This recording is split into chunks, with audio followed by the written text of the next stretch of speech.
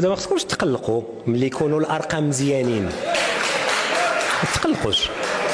دابا الرقم ديال المندوبيه الساميه للتخطيط فيه 620 ألف منصب شغل في العمل المأجور.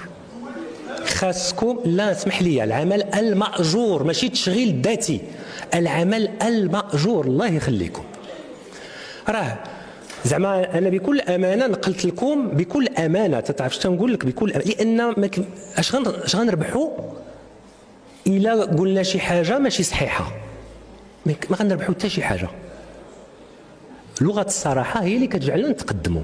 يا السيدات والساده النواب الله يخليكم، العمل المأجور درنا فيه 620 ألف منصب شغل، وقلت لكم بكل امانه حنا ما تنقول لكمش الاقتصاد خلق 620 ألف منصب شغل، لا، ولكن تنقول لكم بفضل العمل ديالنا المقاولات 300 ألف مقاولة نشيطة في الصندوق الوطني للضمان الاجتماعي صرحات بهاد الناس، وماشي اللي تنقولها لك، تيقولها المندوبية السامية للتخطيط. صافي، رفعت الأقلام وجفت الصحف. شي اللي عطى الله، شي اللي عطى الله. العالم القروي، انا منين نقول واحد الهضره الله يخليكم، ما بغيتش ندير معكم السياسه السياسويه، ما تنديرهاش، ماشي في الاخلاق ديالي. منين نقول واحد الكلام الله يخليك ما تحورش ملي دير التدخل ديالك.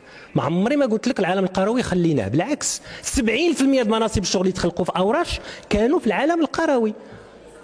وهاد 1,400,000 شكون عطاهم لنا حنا في البدايه ديال الولايه الحكوميه؟ منين جاو من السماء، نتاج السياسات نتاعكم. والماء اللي ما كاينش في العالم القروي نتاج السياسات ما كانش في حكومات سابقه، مع التقدير لكل وزراء السابقين.